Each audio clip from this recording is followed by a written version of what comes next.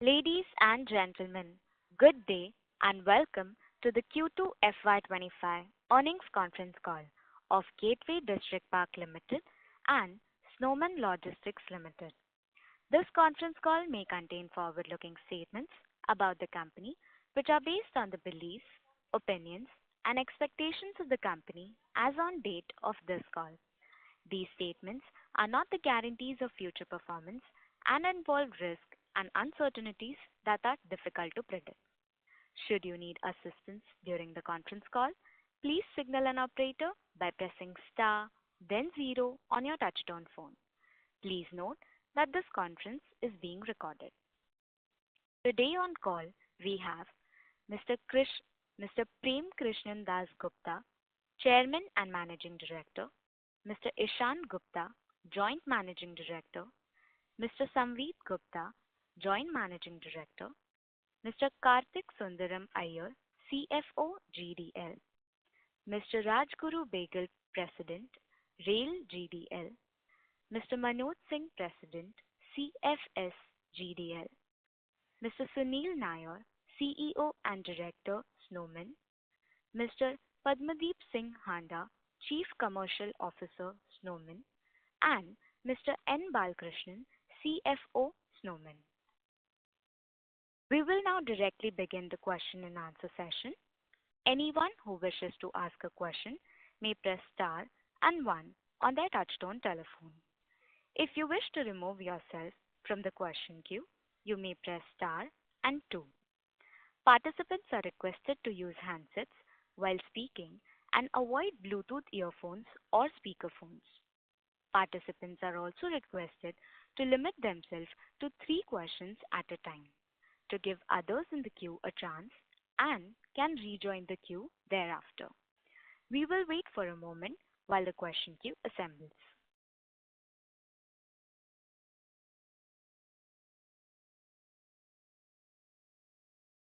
The first question is from the line of Bhumika Nair from DAM Capital. Please go ahead. Yeah, good evening, sir. Thank you for the opportunity. Sir, if you can just start off by giving some color on the EBITDA per TU for both rail and CFS. And the second question is more about, we've seen a good recovery in terms of the rail volumes between the first quarter and the second quarter. How are things panning out here? And, what is the outlook in terms of volume growth that we are seeing given this improvement? And if you can talk about how the rail infrastructure is improving, if you can just give some color on that, and then I'll come back with more questions. Hi. On the EBITDA per TU, so rail is at about 9,800.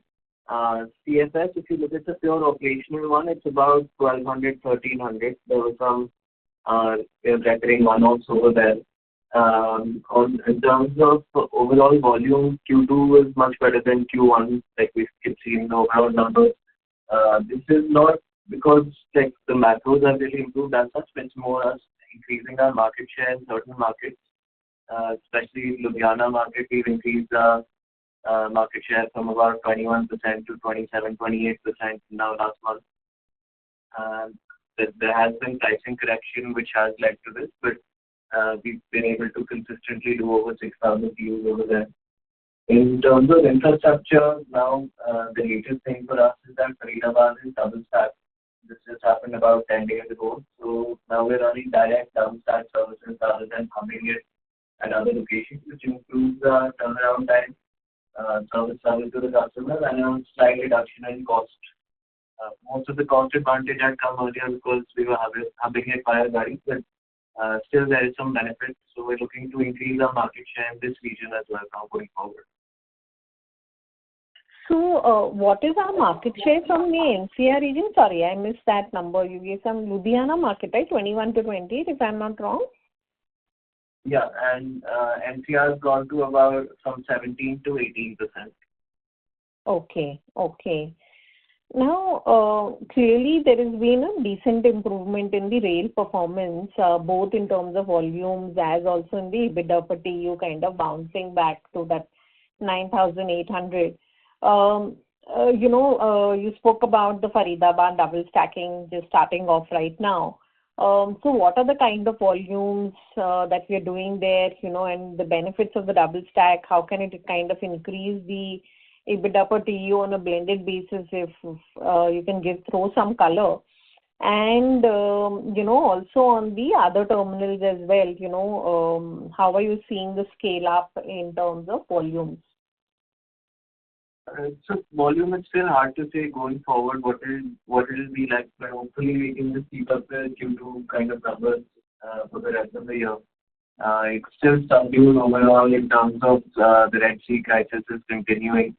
People are still shipping via the longer route, and low value commodity cargo is still not back to what it was last year. And then year on year, you're probably seeing a bigger dip because Q2 last year was our best ever performance. The second half of the year was weaker last year, so hopefully we can better that for the second half standalone.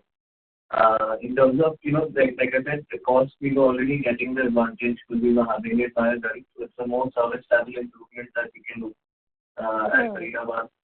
So this should help, and it will help decongest Gari also. So there will be faster turnaround time at both places and some capacity increasing at Gari as well. So at Faridabad, what are the current volumes on a monthly basis broadly? About 2,500. Okay. Got it.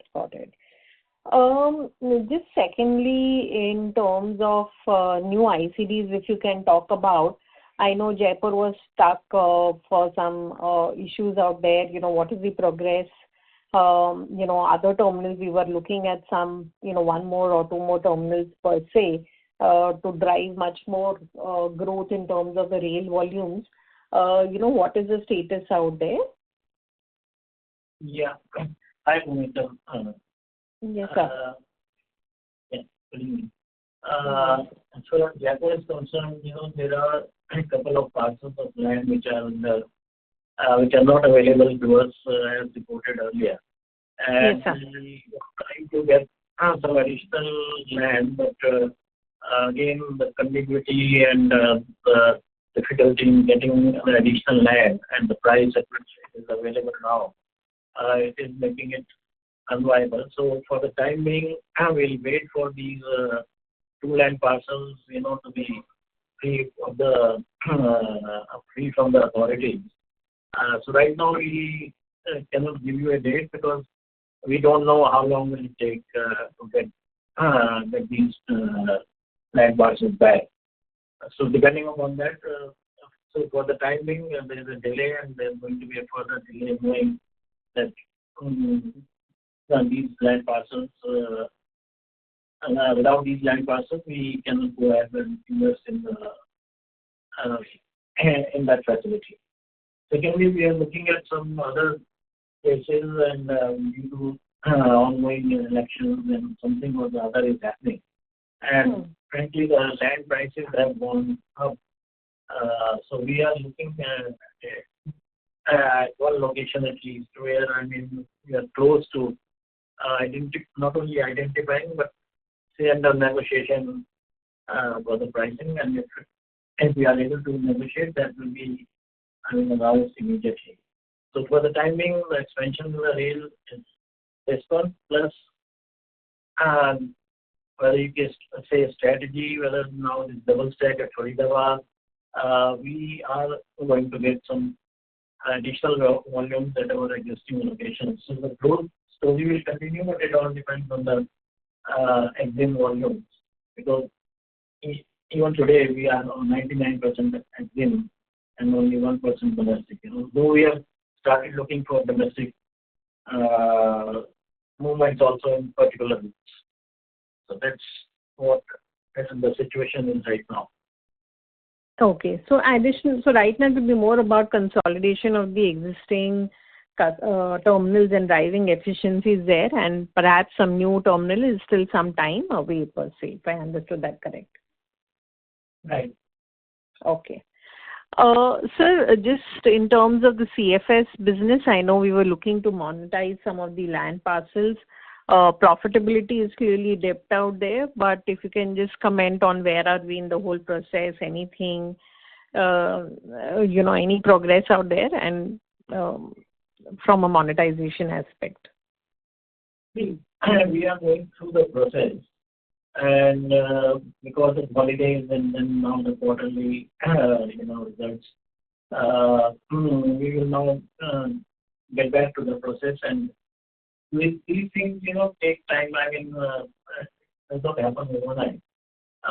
So we will follow that due process, and but I cannot give you on the timing right now. But yes, we have value for the land and the business, and we really are looking at some options. Basically, the whole of CFS business, but maybe if we get partial exit also, we'll look at that depending on the valuation. Sure. I'll come back in the question queue, sir. Wish you all the best. Thank you. Thank you. Thank you.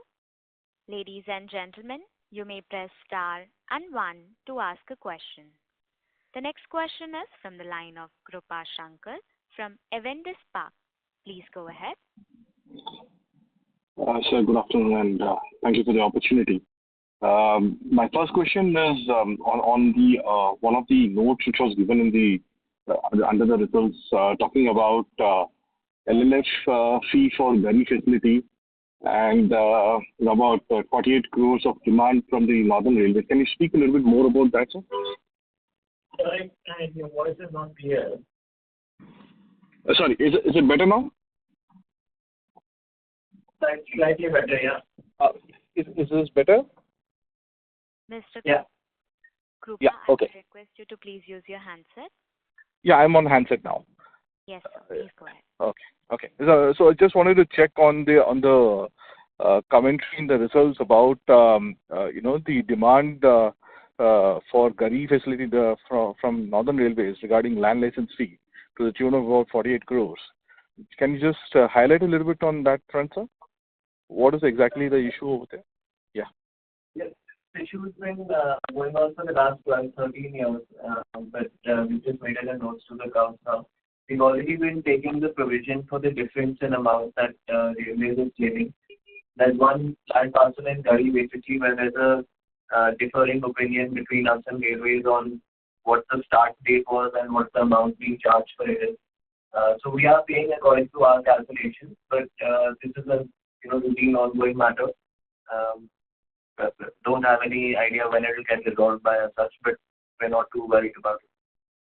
Okay. So we don't have to provision for an additional 25 crores, so 28 crores sort of a number going in the coming quarters. We don't have to do that. No, we don't have to. Okay. Got it. So second question was on the NCR market per se. Just wanted to get a sense that is there, with respect to the EXIM imbalance, are you seeing that position, that improving at the moment? And is there also, the competitive pressures in the NCR market? Is there any substantial advantage coming in because of double stacking from the Faridabad facility, given that it's connected to the DFC? So something you can talk about on those lines, sir? Yeah, Rajpur this side. Yeah, so we are anticipating a definite advantage after this Faridabad has got double stack, because earlier there was too much pressure on a single hub, and the per TU loadability of rail was impacted because all the double stacking used to be happening only at the one terminal, that is Gari Asru. With coming up of Faridabad, so we have this dual advantage in NCR, that we will be able to pump in more trains towards NCR, which will help in not only the utilization of our asset in a better way, but we are also targeting some other business which is in and around Faridabad, because now we have a first mover advantage. So there is no ICD which is giving this double stack facility in Faridabad area, and we have a good pipeline. And very soon we are anticipating to increase not only the volumes at Faridabad, but that will also help in increasing the volume at Gari Asru as well. because of the new investment which is coming around Gadi Asru. One or two big plants of major auto companies are coming up. Plus, we are also exploring to target some other territory because of the new road infrastructure which has also developed around Faridabad. So we are expecting to increase our market further. Okay. And with respect to the MP, just wanted to check on EXIM imbalance. How do you see that evolving at the moment? And going ahead, are you seeing the exports picking up and the imbalance correcting over in the second half? So we are not seeing a major problem as far as the imbalance is concerned, because it is still in the ratio of like 55-45%. Okay. And 55 is the import side and 45 is the export side. But with the increase in volume at Faridabad as well as Gadi Asru and other locations, so we are expecting that we will be maintaining same kind of imbalance, which is okay. Like it doesn't have major impact. Plus, we will be also getting into some other business of other than EXIM. So we have some good pipelines wherein we will be shifting some empty containers, and domestic and EXIM kind of business we are exploring. So that will help in further reducing the imbalance. Understood. Thank you for answering my question. Thank you. The next question is from the line of Ravi Singh from Cosmic Horizon. Please go ahead. Hi, thank you for the opportunity. So I just, if I heard it correctly, you said the Jaipur and the other ICD that we were planning, that has been put on hold? No, it has not been put on hold. Jaipur, it is being delayed because some land parcels have not been made available to us because of the earlier reported provisional attachment of those pieces of land. And on the other locations, we are actively looking, and one of them I said is what we see coming in the near future. So none of the expansion plans, what we have announced earlier, are on hold. We are actively looking for many locations, but it is a question of when we materialize and when we get possession of land. Right. So, and also on the domestic business, you said you're planning to get into that now. So just wanted to understand the difference in the rates between EXIM and domestic. How are the freight rates different? No, it's on the similar lines only, because we're not doing third-party location domestic. We're doing domestic within our own locations. So for us, we'll be running mixed trains, but it helps, instead of filling up empty containers, that we can do some domestic cargo in return. Right, makes sense. So, and also on the CNBC interview way back in August, you guys had mentioned that you'll sell the CFS business for approximately 1,000 crores within 2 quarters' time. Then subsequently on the Q1 call, you kind of kept the timelines open-ended. So just trying to understand, where is the bottleneck really that we are facing? Is it the price, or is it, the buyers don't want to buy the whole asset together?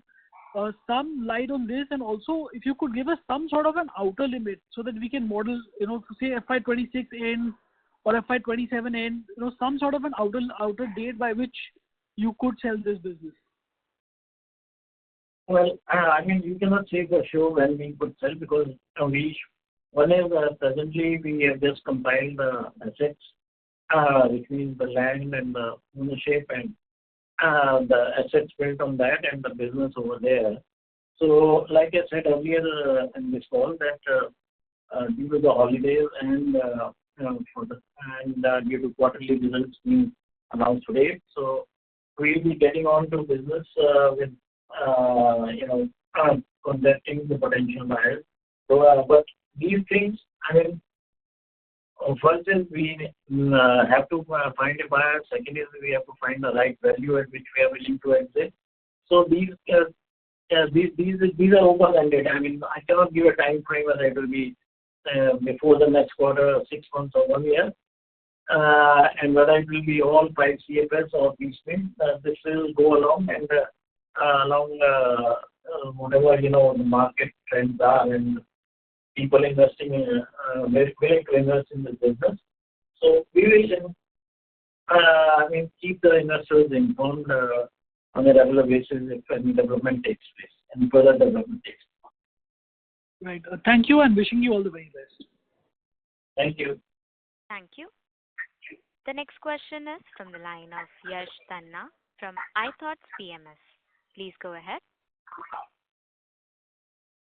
Yeah, hi. Thank you for the opportunity. Am I audible? Yes, sir. Yeah. So my question was on Snowman. Last quarter, you mentioned that we have signed a new client in 5PL, and the revenues probably will start from August. So is this increase in 5PL attributed to the new client, or it's the regular business? Hi, this is Sunil here. Yes, the increase in this 5PL revenue is primarily from the new client. As you know, the majority of the business in 5PL today is ice cream, and this is a lean season for that. But the increase that you are seeing is purely the addition of the new client, which is for 1.5 months of their revenue has come in this quarter, whereas in the subsequent this running quarter, we will have full quarter revenue registered for this new client in this quarter. Right, sure. Got that.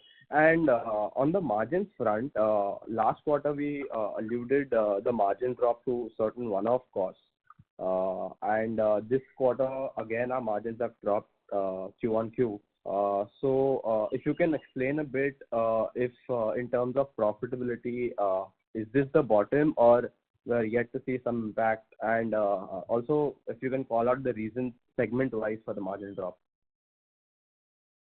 Yeah, so the primary impact that has come in margins are in the warehousing segment, which is affected mainly due to three segments where the sales have been less. One is QSR.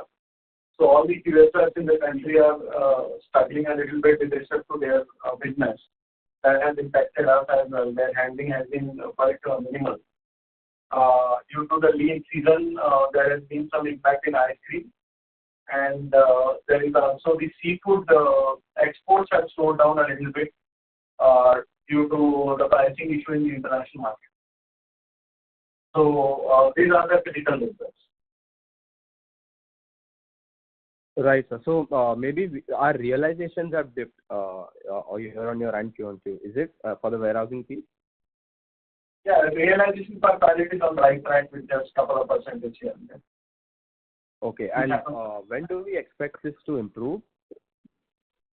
So we are seeing some traction now in this month onwards in terms of seafood, and ice cream will start picking up only in the month of February, and that is what we are predicted at. Right, got it. All right, sir. Thanks a lot.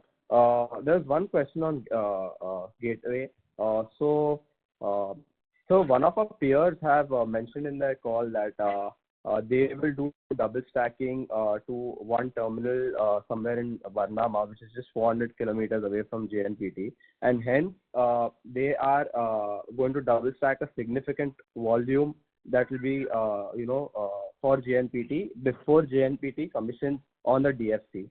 So my question is, because of this, are we going to see any impact on our business or our volumes?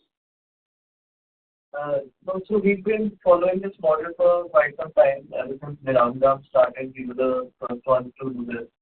So we don't see any impact from GNPT volumes for us from that. It depends more on where the catchment area of the originating ICD is. So that also is a factor. All right, got it.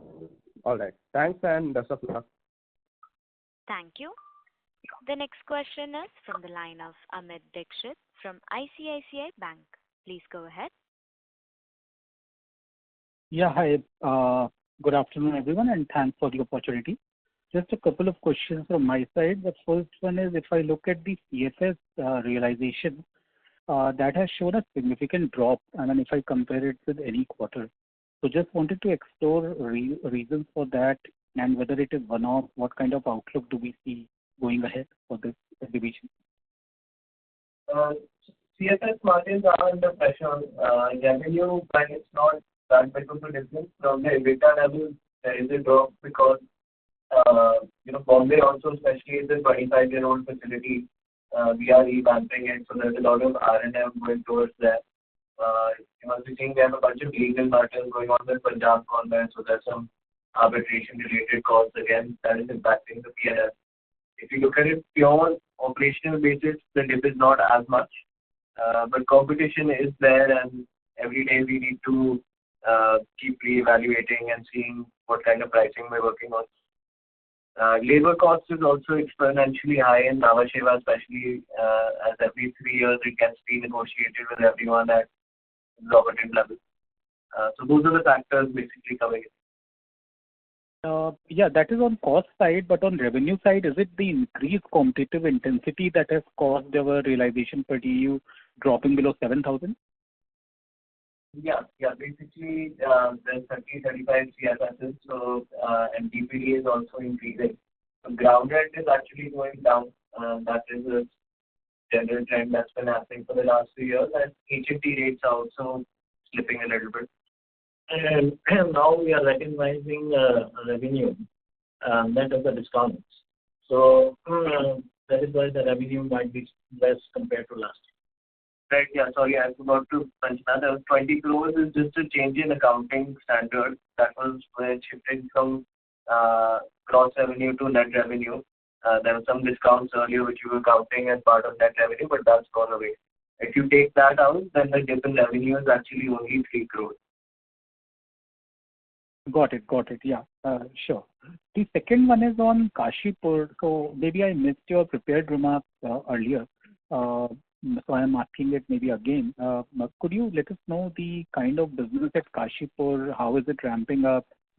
Paper and pulp, I don't think it's in the best of health.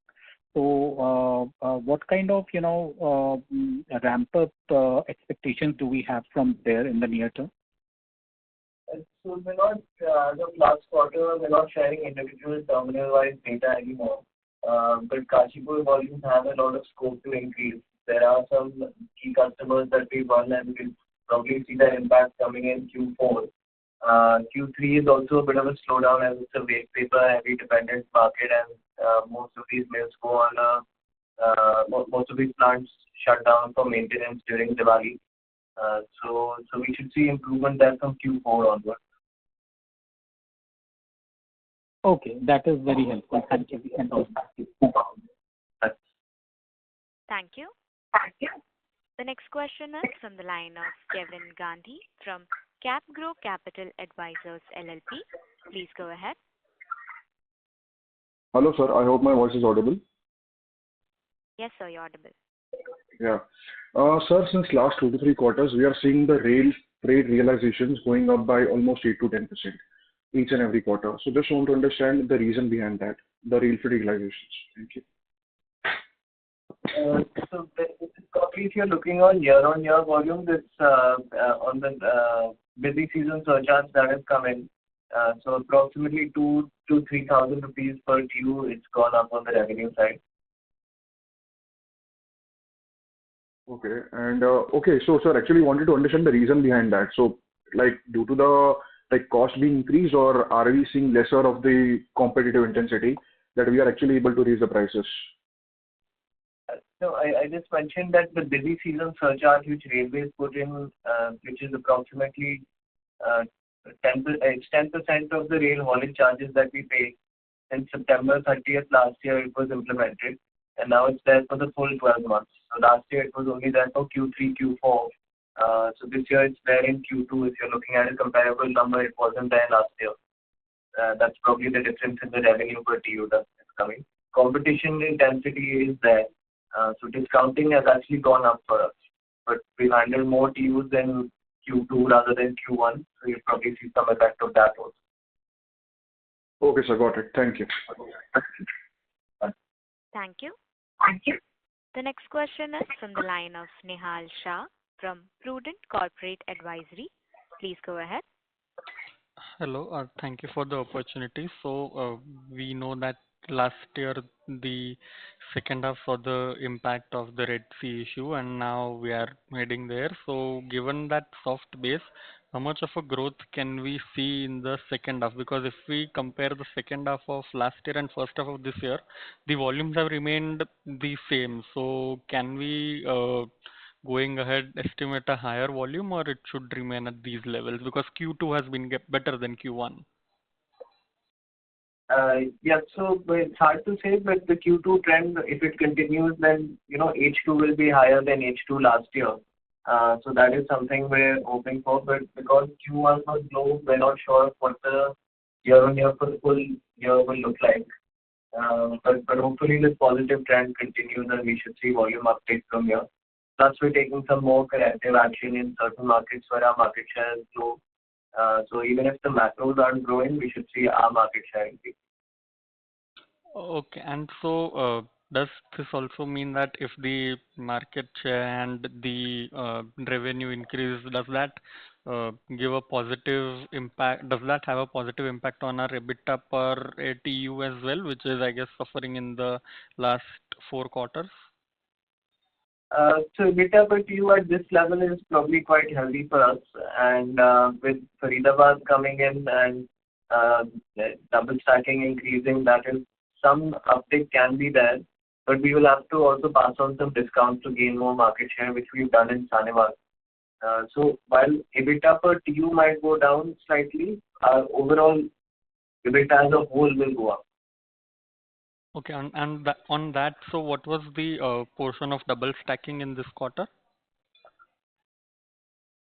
It was 38%. Okay, okay. Thank you very much. Thank you. The next question is from the line of Pranay from Alpha Invesco. Please go ahead. Hi, thanks for the opportunity. My question Sorry to interrupt you, sir. I would request you to please use your handset. Yeah. Am I audible now? Yes, sir. Much better. Yeah. My questions have been answered, so thanks for the opportunity. Sorry, we are not able to hear you clearly. My questions have been answered, so we can move on to the next question. Thank you. Thank you. A reminder to all the participants, you may press star and 1 to ask a question.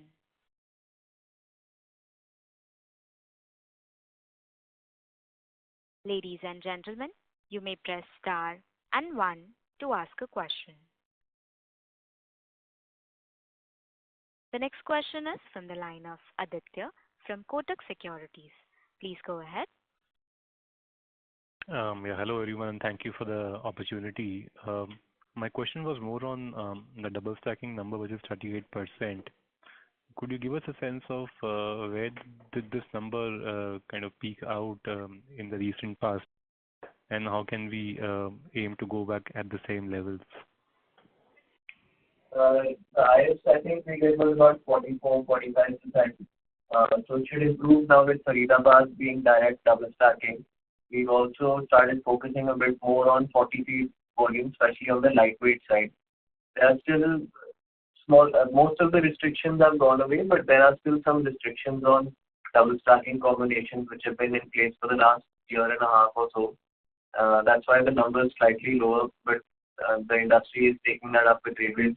Hopefully, if that comes back, plus Faridabad and our pricing correction, we should be crossing 40% then. Okay, and if this change were to happen, 600 basis points higher double stacking, what could be the impact on margins basis our ability to retain some benefits? It's hard to quantify like this, but it will definitely improve every percent of double stack helps only. But it depends a lot on the volume mix of that month, the 40, the lightweight, heavyweight, how many 20 feet on the load stack also. Is it 40 on 40 or is it 40 on 220? So there are a lot of variables that go into this. But it is definitely true that more double stacking equals to more savings.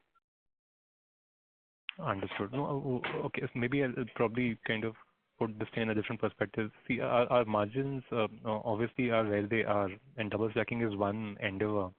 And you've talked about a few other endeavors to improve margins. You've talked about using mixed trains, you're doing more empties, so on and so forth. I'm just trying to get a sense of how much more juice on margins can be seen by these endeavors that you're thinking through over the next 1 to 2 years?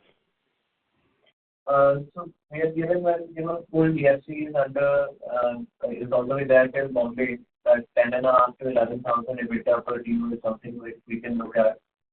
Jaipur coming in, we used to say Jaipur coming in, Faridabad downstacking and JMPT being connected would give us about 11,000. So those are the next few triggers that are there. But somewhere we'll also have to balance between passing on discounts to customers to gain more volume rather than focusing on just the margin per TU. So we find the right balance and focus on overall EBITDA. Understood.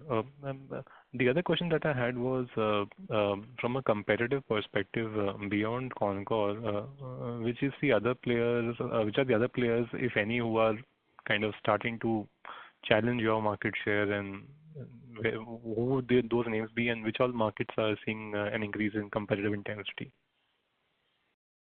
Ghana has 5 ICs competing for the same volume, so that's a very competitive market.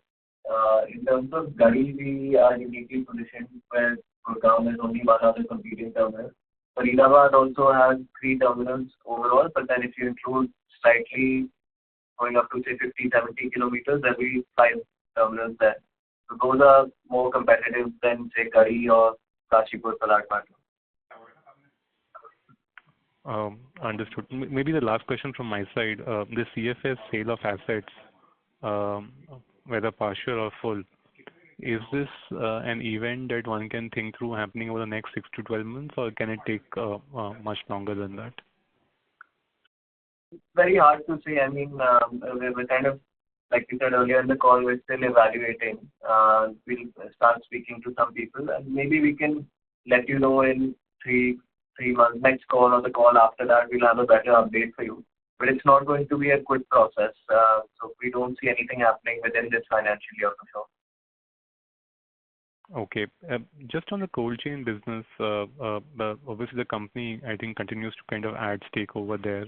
What is the end game in terms of shareholding the company wants to reach over there?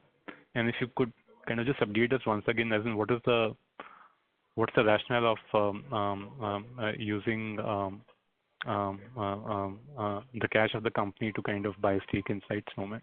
That's the last question. Thank you.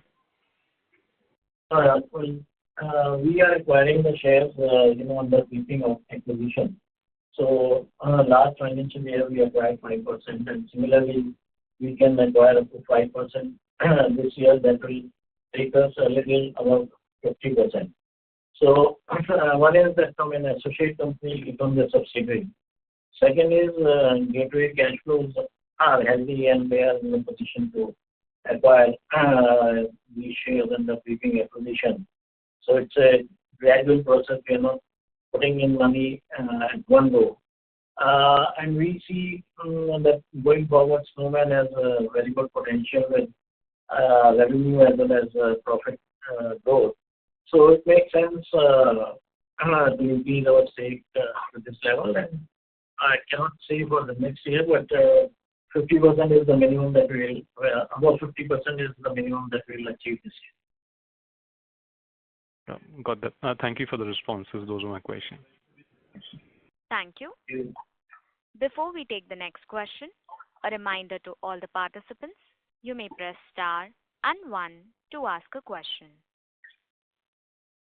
The next question is from the line of Vipul Kumar from Sumangal Investments. Please Hi, sir. Thanks for the opportunity. Most of the questions have been answered. I have just one question. When this full DFC will be operational, what kind of double stacking we can look at from 38%, where we can reach 60-70% is possible? So the way we measure our double stacking is that how much is carried on the second stack, versus first stack. So it can't exceed 50%, that number. What we can increase is the number of 40 feet that we do. But I mean, overall, it is comparing stack 1 versus stack 2, so that number cannot possibly cross 50%. So post DFC to Bombay, maybe up to 45% is something that we can target. Thank you, sir. Thank you. The next question is from the line of Aditi Sawant from ADM Advertisements. Please go ahead. Yeah, hi. Thank you so much for the opportunity. Just one change in my name. So my firm name is ADM Advisors. The first question is, so I just wanted to understand that, on the growth in terms of, what kind of growth are we expecting in the second half of this year and say for the next year? This for Snowman or Gateway? Sorry? Is this question for Snowman or Gateway?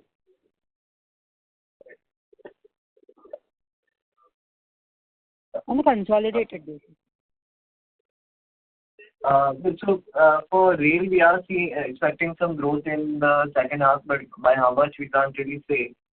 We expect some improvement over the Q2 numbers. So Q3 and Q4, if you look at it, last year were lower than Q2 in terms of throughput.